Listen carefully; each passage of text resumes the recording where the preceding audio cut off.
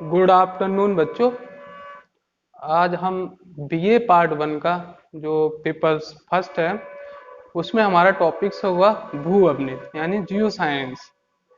तो पहले ये जानते हैं कि जो भू अभिनीत या भू सन्नित ये क्या होता है। भू अभिनीत का मतलब होता है तलछटी या जमाव। तलछटी या जमाव क्या होता है? तो जो तलछटी यानी कि जैसे समुद्र तल पर जमाव है ना, महाद्वीपों पर जमाव, जो तल पर जो अवसाद हैं यानी कि जो कटाव छटाव से जो जमाव होता है ना, जिसे कहते हैं गाद के रूप में, जैसे समुद्र तल हो या पृथ्वी पर, जहाँ पे ये जमाव कैसे हुआ है इसके बारे में हम पढ़ेंगे। तो इसका मतलब होता है यानी कि तलछट कटाव छटाव का जो जहाँ पे जमाव होता है। अब बात आती है जमाव कैसे होता है। जैसे कि पर्वत से निकली है कोई भी, जैसे गंगा निकली है, यमुना निकली है, कोई भी नदी निकलती है, तो क्या है वहां से काट काट के जो कटाव करती है, पत्थर कंकड़ है ना, मिट्टी पानी से कटाव से वो कहाँ जाके धीरे धीरे करके जमा करती है, जैसे डेल्टा बनाती है नदी है ना, गंगा का मैदान बनाना है ना। ऐसी तरह से समुद्र की लहरें जो मिट्टी को कटाव करती हैं, फिर वो अवसाद के रूप में अपने साथ बहा ले जाती हैं और नीचे गलेक्सी पर जमाव करती हैं। तो इस प्रकार से हम समझ सकते हैं कि जमाव क्या होता है। ठीक है, तो इसके बारे में हम सबसे पहले सिद्धांतों के बारे में जानेंगे। कौन से सिद्धांत किसने और क्या क्या कहा। सबसे पहले आता है कोबर का भू अभिनित सिद्धांत। कोबर ने जो ये प्रमुख जियो साइलेंस के बारे में बताया था, ये जो प्रमुख है इसके प्रवर्तक थे जियो साइलेंस के। इन्होंने कोबर ने सन 1923 में, कब? सन 1923 में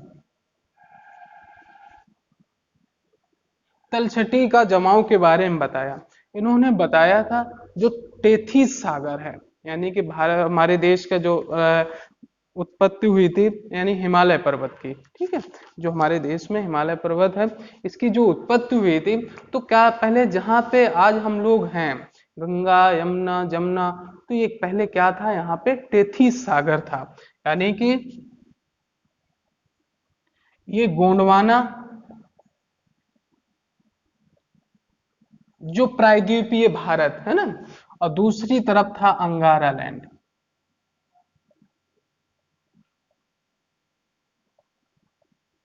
तो जो दक्षिण का भारत का, जैसे कि मध्य प्रदेश से लेके मध्य प्रदेश महाराष्ट्र उड़ीसा है ना, और ये जो पठारी क्षेत्र है ये क्या था, बिल्कुल अलग था।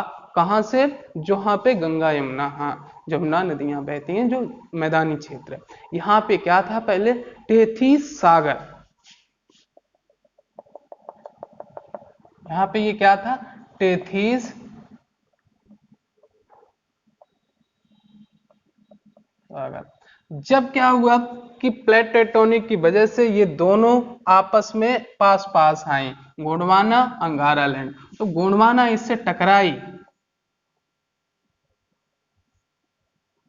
ये अंगारा लैंड, तो ये यहाँ पे टकराए होंगे, तो इसी के साथ ये हिमालय की उत्पत्ति हुई। और जब हिमालय की उत्पत्ति हुई, तो हिमालय की उत्पत्ति से जैसे ये जैसे बढ़ने चलता गया, तो यहाँ से नदियां स्टार्ट हो गई निकलना। जब नदियां स्टार्ट हो गई, गंगा जमुना सतलज जितनी भी नदियां, कुछ पहले से वहां बह रही थी, कुछ बाद में स्टार्ट हो गई, तो उन्होंने कटाव चालू किया। जो कटाव से जैसे जमाव हुआ, जैसे कि गंगा जमुना का मैदान, और पंजाब हरियाणा है, उत्तर प्रदेश बिहार झारखंड और पश्चिम बंगाल, ये क्या है, यहाँ पे क्या था, सागर था टेथिस। जो हिमालय से नदियां आई काट काट के अवसाद यहाँ पे जमाव किया है, तो उससे हम बोलते हैं अवसाद। ये कोबर ने बताया कि इसी तरह से ये जमाव होता है। फिर आता है जेफ्रे का तापीय संकुचन सिद्धांत। जेफ्रे का तापीय संकुचन सिद्धांत में हम पृथ्वी की उत्पत्ति के बारे में बताया था उन्होंने। इन्हों का मानना था कि जब पृथ्वी उत्पन्न हुई थी, पृथ्वी कैसी थी उस हालत में? तब पृथ्वी बिल्कुल गर्म थी, यानी कि बिल्कुल आग के गोले के रूप में धधक रही थी। कई वर्षों बाद, यानी कि 250 करोड़ वर्ष पहले उसकी उत्पत्ति हुई होगी, और तकरीबन 150 साल तक वो ऐसी आग के गोले में ही धधकती रही। फिर क्या है, ऊपर ऊपर का भाग वायुमंडल उत्पत्ति होने के बाद बारिश या कुछ भी हो, ठंडा होने लगा, ऊपरी परत ठंडी हुई। जब ठंडी हुई है तो उसमें चटकन हुई और टूटन हुई और मोड़दार पर्वतों का निर्माण हुआ। इन्होंने बताया यानी कि जो नीचे कुछ चीजें बैठ गई होंगी, कुछ चीजें ऊपर उठ गई होंगी। किस तरीके से? जब उसमें पृथ्वी की उत्पत्ति काल से जब ऊपरी प्रॉपर्टी है, जैसे बोलते हैं सरफेस, वो क्या होगा, उसमें स्क्रैच आए होंगे, ठंडा हुआ होगा, सिकुड़न की वजह टूट फूट हुई होगी, तो उसमें ये पर्वत निर्माण हुआ होगा। इस पर्वत निर्माण के बाद क्या हुआ कि उसमें नदियां निकली, फिर वो जमाव करने लगी। इसी प्रकार से इन्होंने जेफरीन का तापीय संकुचन सिद्धांत किस पे था? सिकुड़न सिद्धांत पे, यानी कि ताप ज्यादा था, फिर धीरे धीरे ठंडा हुआ, फिर इसी के साथ इनको जाना गया। फिर आता अर्थर होम्स की भू अवनि संध्या। अर्थर होम्स का मानना था कि जो पर्वत निर्माण नहीं था, यानी कि पर्वत नहीं थे तो भी तो अवसाद हो रहे होंगे, ऐसा तो नहीं है कि पर्वत से ही नदियां निकली हो, वही कटाव हो रहा है। उन्होंने बताया है कि पर्वत से पहले आज भी महाद्वीपों का भी तो कटाव होता है। बारिश हुई तो अगर मैदानी क्षेत्र है, अगर बारिश होती है तो कटाव से होता है, मिट्टी का बहाव होकर समुद्र में जाता है। तो पर्वत से पहले, फिर इसके बाद जो पर्वत होते, पर्वत जितना ज्यादा ढाल होगा उतना ज्यादा कटा होगा, जितना कम समतल बिल्कुल होगा उसमें कम तय होगा। तो कहीं ना कहीं ढाल तो है, क्योंकि पृथ्वी एक समतल तो पूरी नहीं है, कुछ मैदानी है, कुछ पठारी है, कुछ पर्वतीय है ना। तो उससे भी इन्होंने बताया कि हर जगह से भी कटाव होता है। एक पर्वत कि भूगर्भिक यानी कि गर्भिक स्थान पे जब पर्वत नीचे था, यानी कि उत्पत्ति नहीं हुई थी। जैसे कि एक ये प्लेट है, एक ये प्लेट है, जब ये टकराई नहीं होंगी तो ये सागर था यहाँ पे। फिर जब जब धीरे धीरे पास आई होंगी तो एकदम पर्वत नहीं हो, तो ये प्रेशर बनने लगा, तो हल्का हल्का उठा होगा। तो ये होता है हमारा भूगर्भिक काल। जब ये प्रौढ़ अवस्था में हो जाए, यानी कि परिपक्व हो जाता, तो ये बढ़ जाता। तो इस काल में सबसे ज्यादा कटाव होता है। जब इस पे ये बढ़ना बंद हो जाता है तब कटाव होने लगता है धीरे धीरे करके। जैसे अरावली पहले बहुत ऊंचा पर्वत था, यहाँ पे इसका कटाव छटाव ज्यादा हो गया तो समतल पे होने लगा।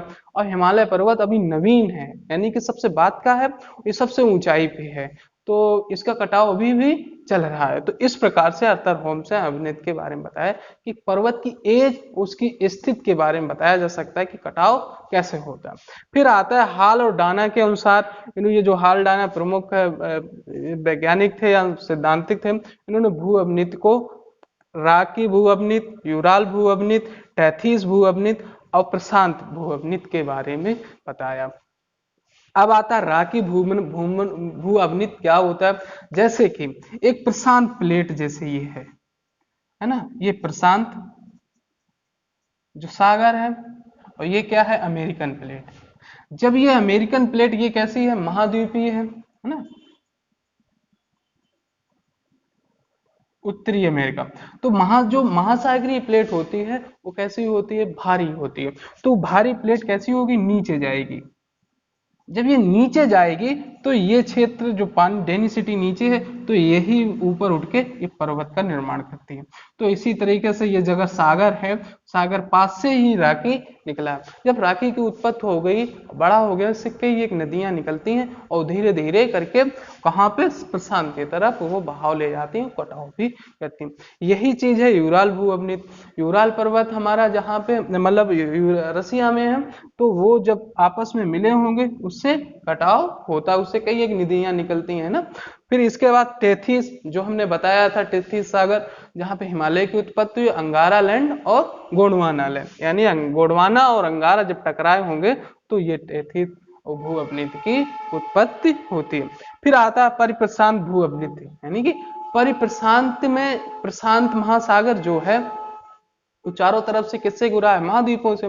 जैसे इधर से अगर हम देखे जाए पश्चिम साइड से, अगर उसे कौन घेरा है, तो उसको जापान है, चाइना है, रसिया है, इंडोनेशिया है ना, ऑस्ट्रेलिया है। इससे जो कई एक नदियां जाती हैं प्रशांत महासागर में जाती हैं, पर्वतों से निकल कर, मैदानों से निकल कर, वो काट काट काट के क्या होता है, सब प्रशांत महासागर में डालती हैं। तो वो भी वहां पे जमाव होता है नीचे अवसादों का, जो नदियां अपने साथ अवसाद ले जाती हैं।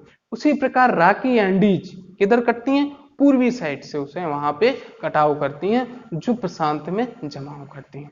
तो इस प्रकार से हम देख सकते हैं कि हमारी भूसन्नति यानी कि जो कटाव छटाव और जमाव कैसे हुआ है, कैसे नदियों के बहाव से, कटाव से, पर्वत भी हुए, मैदानों में भी हुए, इस प्रकार इन्होंने सिद्धांतों प्रमुख रहे हैं। इस प्रकार से ये हमारा टॉपिक खत्म होता है।